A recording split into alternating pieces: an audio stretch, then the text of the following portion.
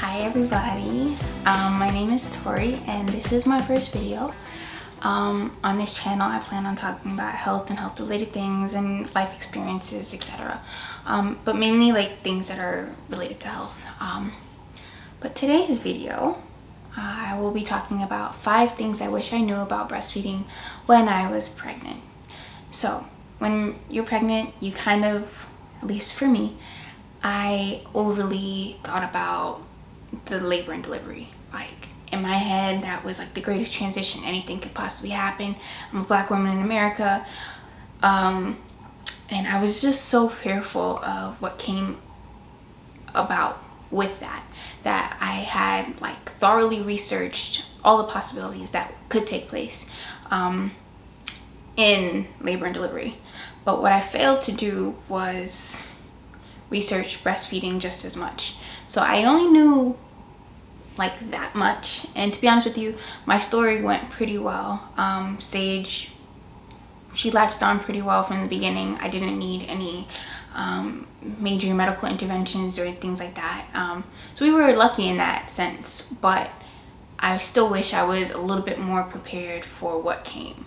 So that's why I'm making this video.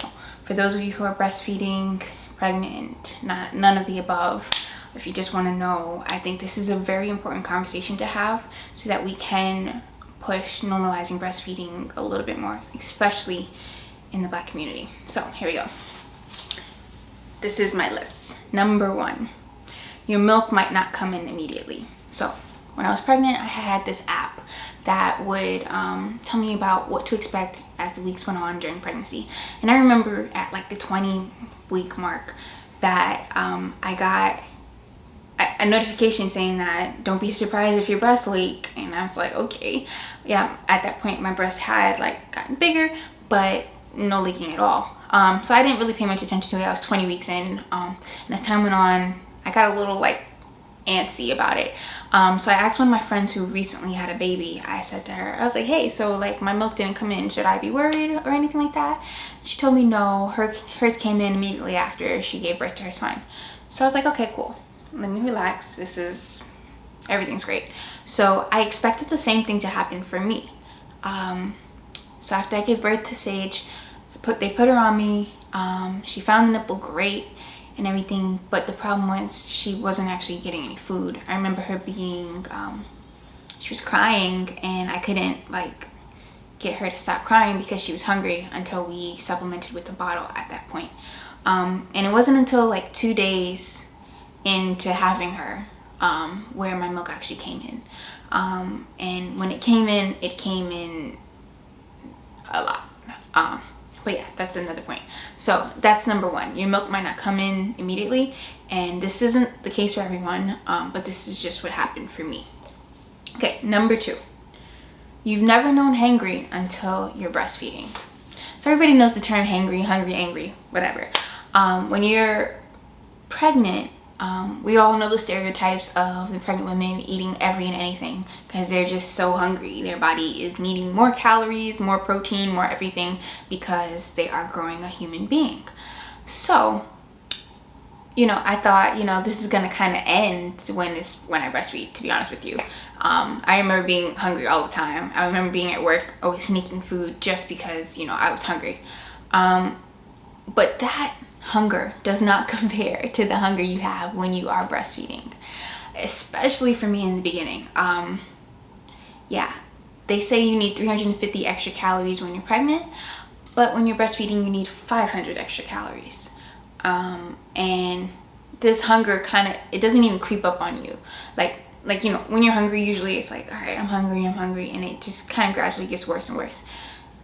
Breastfeeding hunger just kind of like smacks you in the face, and it's just like, I need to eat, and I need to eat now. And I guess that's the best way I can describe it. You're very hungry. Okay. Okay, so that's number 2. Number 3, in the beginning you overproduce and things will regulate. So when my milk finally did come in, it came in and smacked me in the face. I was not ready for that. Okay, it was a lot.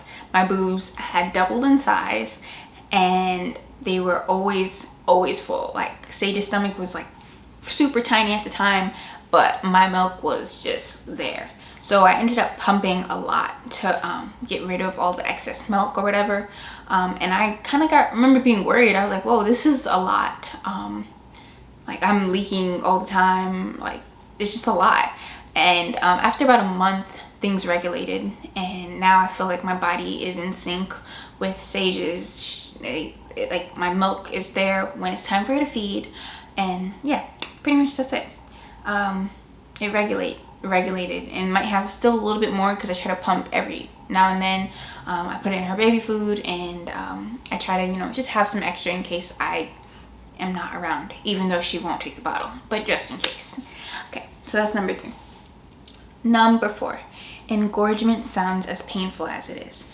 So when I was describing before, when I was talking about my milk, my breast being so full, that's called engorgement. Literally your breasts are filled to like maximum capacity, and what ends up happening is like your body will just like leak out milk on its own, and it actually hurts. This happened a lot for me in the beginning.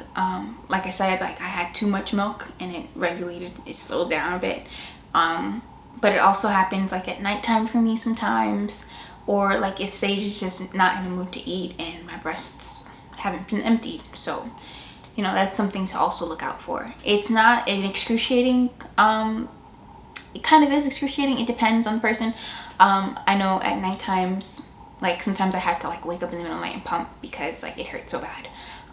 But I gave birth to a human, so nothing tops that, but it still does hurt. But you'll get through it if it's your desire to. Okay, so the next point is your diet and water intake affects your milk production. And I thought this one was kind of obvious, so I'm not going to talk on it too much. But what I did not know was that, well, yeah, everyone knows that you need to eat a whole bunch of fruits and vegetables, yada yada, healthy diet, whatever you eat goes to the baby, yada yada.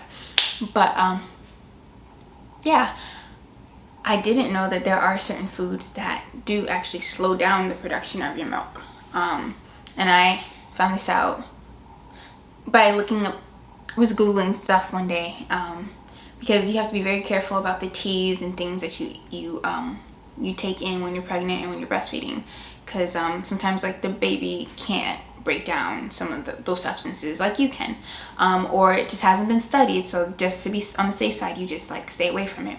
So I remember looking at peppermint tea because, you know, that's my go-to, and I found out that peppermint actually slows down your milk production, which is wild to think, but yeah, it does. So I was online, it told me to stay away from anything that had peppermint tea, peppermint gum, yada yada.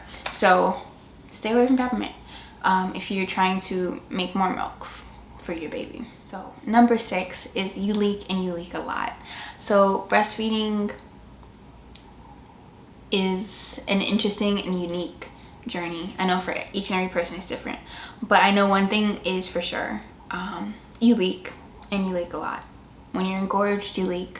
You leak when the baby is crying, and you also leak when the baby's on one side and the other side is not, nothing's happening.